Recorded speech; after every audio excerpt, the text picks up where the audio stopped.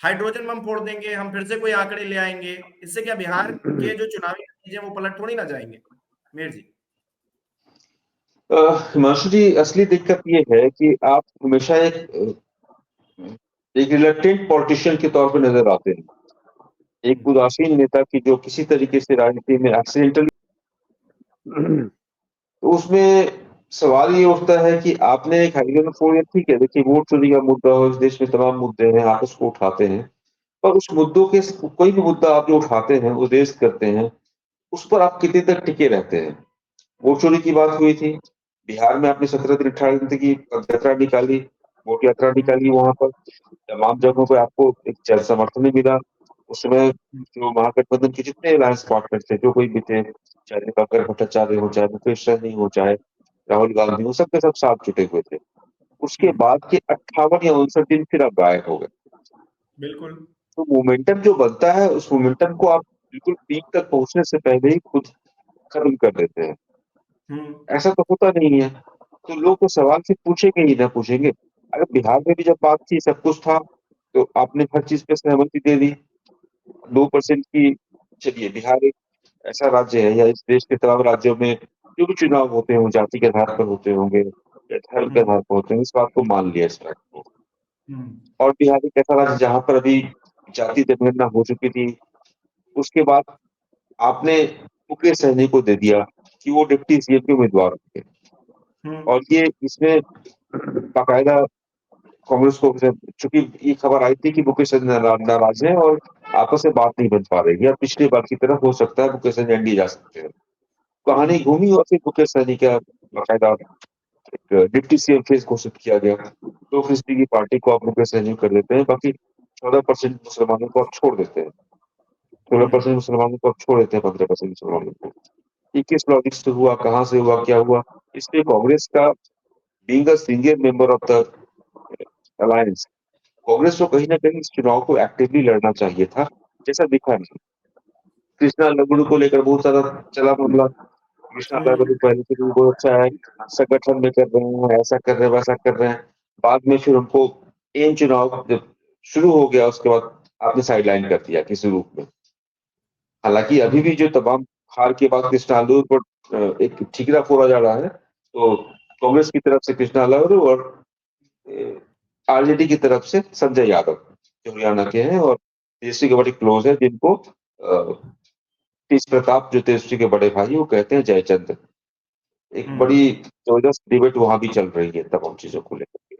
कहानी ये है कि आप इस दौर में, जबकि चुनाव का अर्थ बदल गया, चुनाव के मायने बदल गए, चुनाव हम्म। एक अलग लेवल पे लड़ा जा रहा है, आपको चुनाव प्रबंधन में, मैनेजमेंट करने में, चुनाव को उस तरीके से लेने में आपका मुकाबला किससे है, आप इस चीज को भूल जा रहे हैं।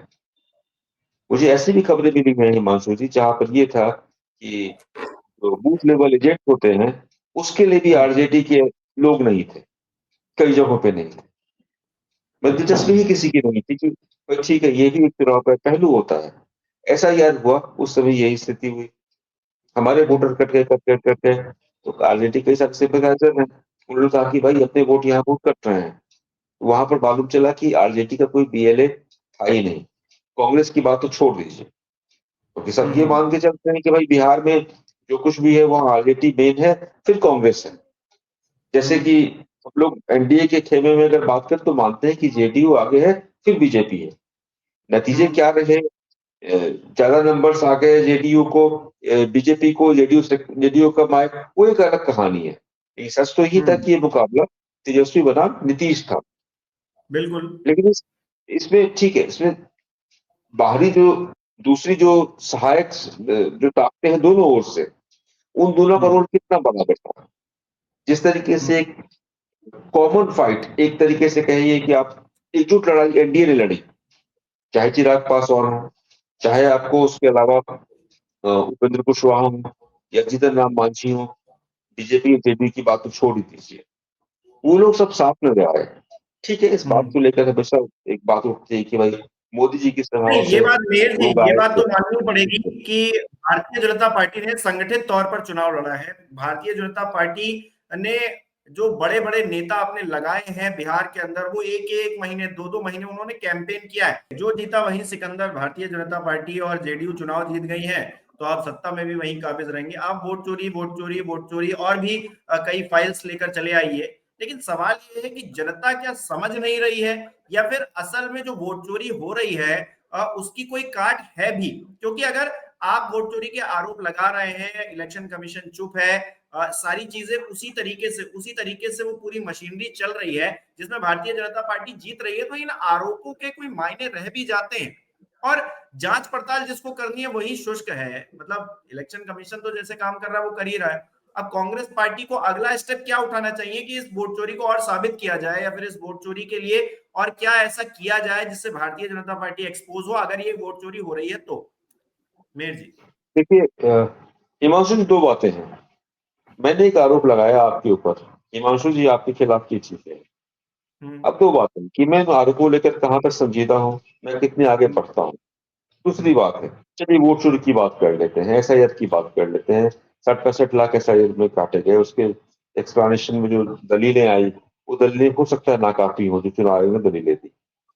हम्म। अगर सच में जनादेश की इतनी बड़ी चोरी होती, और जिस बिहार की हम बार बार बात करते हैं, जिस बिहार के बारे में हम लोग बार बार दुहाई देते हैं कि वहां का वोटर बहुत पॉलिटिकल अवेयर है, बहुत सेंसिटिव है पॉलिटिकली, तो क्या लगता है नहीं कि आज पटना की सड़कों पर, राजधानी से कोई जन आंदोलन उभर आता?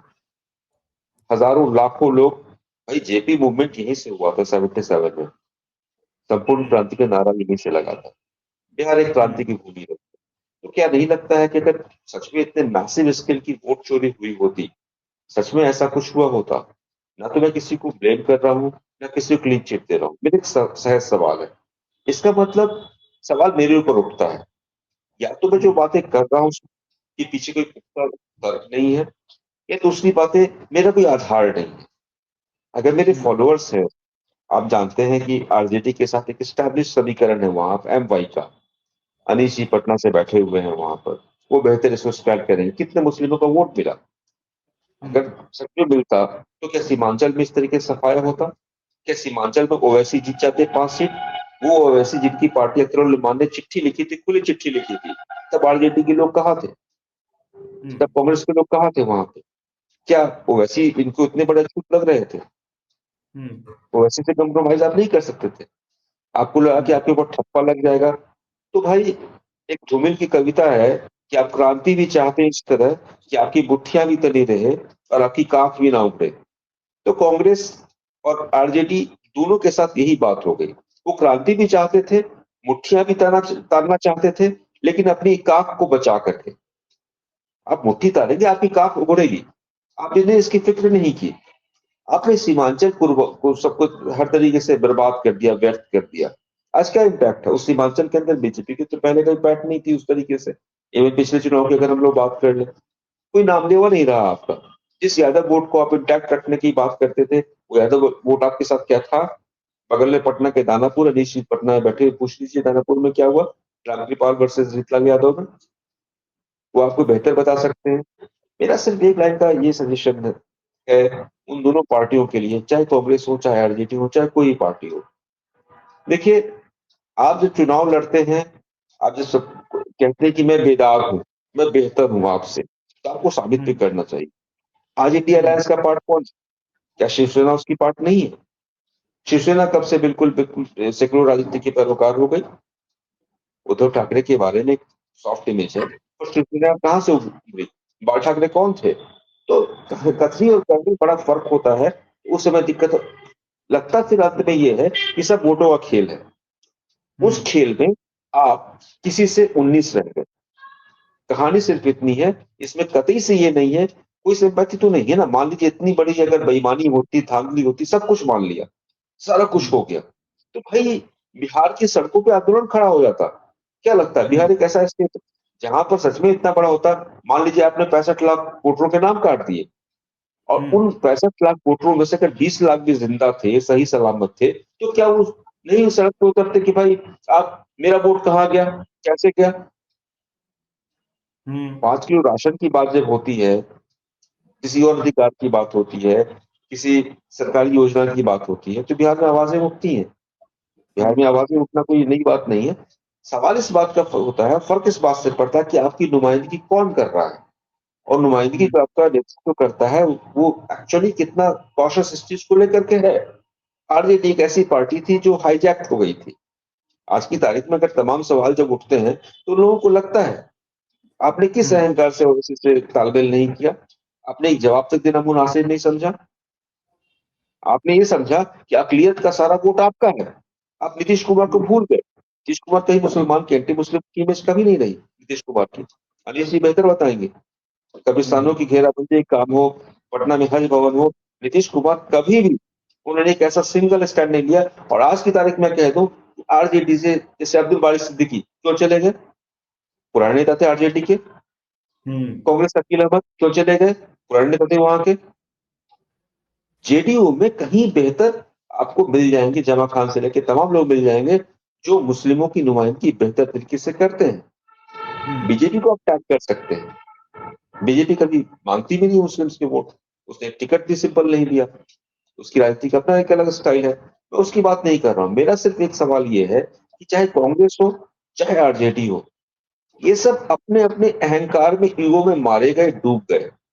कोई ऐसा जनादेश की चोरी अगर होती, सच में अगर होती, तो उसका असर आपको सड़कों पर दिखता। ये जनादेश की चोरी नहीं है, ये आपकी रणनीतिक चूक की कहानी है, जिसमें सबके सब चूके। आपसे बेहतर प्रबंधन जिसने किया वो जीत गया। बहुत सिंपल लॉजिक है इसका, इसमें कोई इफ जी एंड बट नहीं है।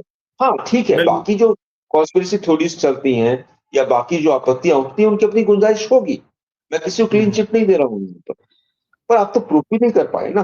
चक्कर तो इस बात का है, आप हाइड्रोजन बम बिल्कुल। फोड़ दीजिए, आप एटम बम फोड़ दीजिए, पर उसका इम्पैक्ट कहाँ है, सवाल सिर्फ इतना है हिमांशु। बिल्कुल।